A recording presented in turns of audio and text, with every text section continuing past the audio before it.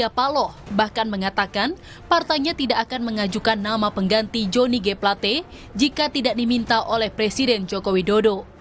Nasdem menilai kewenangan menunjuk menteri atau merombak kabinet adalah hak prerogatif Presiden Jokowi. Kalau kita konsisten, ini hak prerogatif Presiden bagaimana kita mengajukan baru. Salah-salah Presiden nggak suka. Nggak ada lebih bodoh dari Nasdem untuk tiba-tiba mau mengajukan nama baru tanpa diminta oleh Presiden. Sekali lagi, itu adalah hak prerogatif Presiden. Pihak istana pun sekedar berkomentar bahwa Presiden akan segera menunjuk PLT atau Menteri ad interim untuk mengambil alih jabatan Menkominfo. Sementara terkait rencana reshuffle kabinet, tenaga ahli utama kantor staf kepresidenan, Ali Mohtar Ngabalin mengatakan, Presiden hingga saat ini masih belum mengambil keputusan. Itu yang kita belum tahu. Itu yang belum kita tahu. Biasanya Bapak Presiden tidak lama dalam menyiapkan pengganti atau biasanya menteri ad interim agar organisasi dan lembaga ini bisa jalan seperti biasa semasa sampai dengan penahanan Bapak JGP. Kira-kira begitu.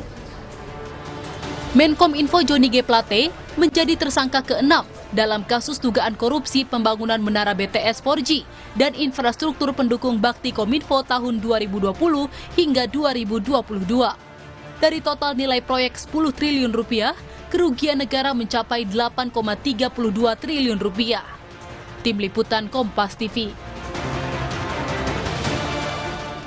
Ya, Partai Nasdem mengklaim menerima konsekuensi bahwa penetapan tersangka Johnny G. Plate ini akan berimbas dengan dilakukannya reshuffle oleh Presiden Joko Widodo. Pertanyaannya lantas apakah kursi Menkominfo ini masih menjadi jatah Partai Nasdem? Kita akan ulas bersama dengan politisi senior PD Perjuangan Panda Nababa. Selamat malam, Bung Panda.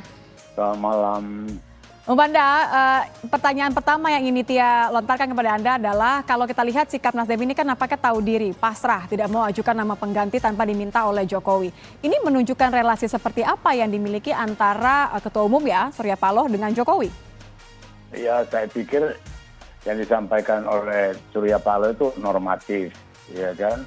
Dan kemudian hubungan mereka ya biasa-biasa aja, tidak ada sesuatu yang perlu disoroti. Jadi sudah nggak hangat lagi karena sudah tidak bersama-sama dalam koalisi untuk Pilpres 2024 kalau Anda melihat biasa-biasa saja. Soal hangat tidak hangat itu kan sudah dipertontonkan waktu Jokowi mengatakan tidak mengundang Nasdem waktu ketemu ketua-ketua partai itu. Itu kan orang awam pun bisa nangkap kan. Itu. Dan kemudian waktu ulang tahun Nasdem, Presiden Jokowi tidak menyampaikan ucapan selamat, itu sebenarnya sudah tondo-tondo gitu loh. Jadi tanpa mesti kita tafsir-tafsirkan. Tapi yang menarik sama saya terus terang peristiwa ditangkapnya Johnny Plate ini menyegarkan ingatan saya ke peristiwa 5 tahun yang lalu. Artinya sentuhan pribadi Surya Paloh dengan institusi Kejaksaan Agung itu yang terjadi waktu Surya mengatakan bahwa Jokowi berencana untuk mereshuffle Prasetyo Jaksa Agung waktu itu, dan yang mengagetkan aku Surya mengatakan, "Pan, kalau itu dilakukan kami menarik diri dari kabinet Nasdem." Oke. Dan kemudian kutanya Jokowi, "Mas, aku ketemu Surya Paloh mengatakan begini." Betul. Kalau nanti ini akan menarik diri, iya. Terus sikap Mas gimana? Kita lihat aja lah nanti. Gitu.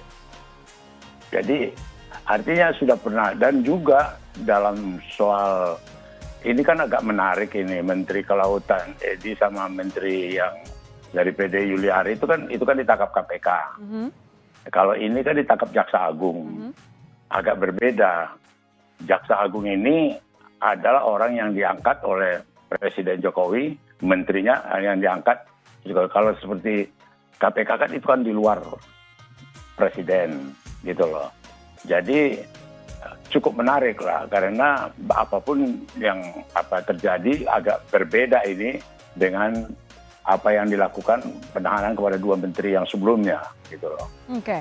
Jadi kalau Anda melihat garis batas sudah ditarik oleh Presiden, ini juga sangat menarik mengingat kalau 5 tahun yang lalu Surya Paloh masih mengatakan saya akan keluar dari kabinet, tapi ini kalimatnya sungguhlah normatif tadi Anda katakan, pasrah, menunggu Presiden.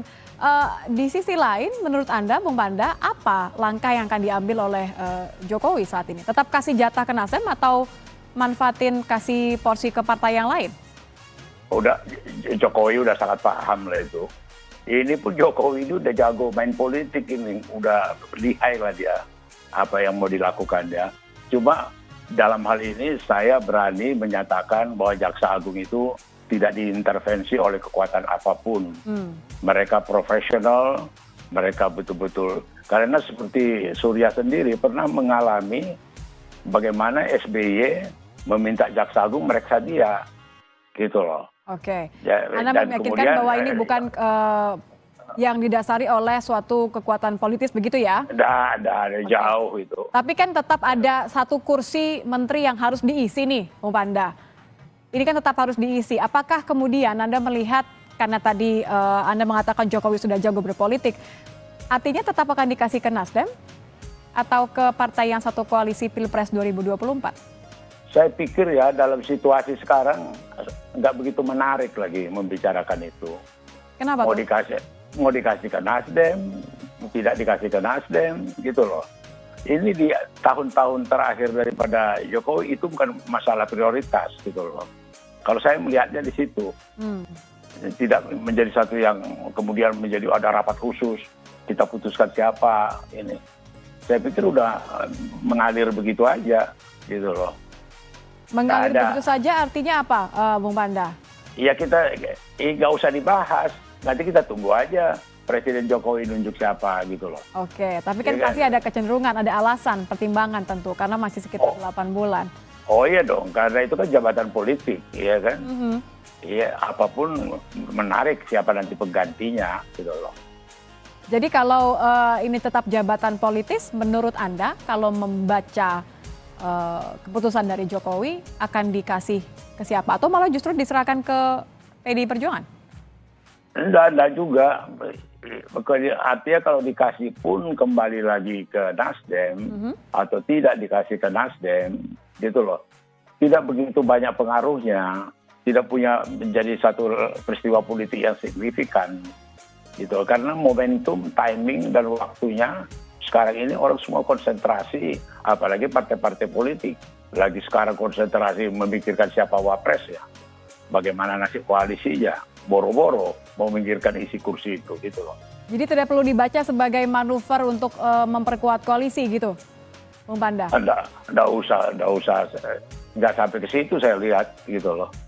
Bahwa ini satu peristiwa pidana yang dengan 2 alat bukti baru dijadikan tersangka, dan kemudian ini juga jumlahnya spektakuler, 8,3 triliun.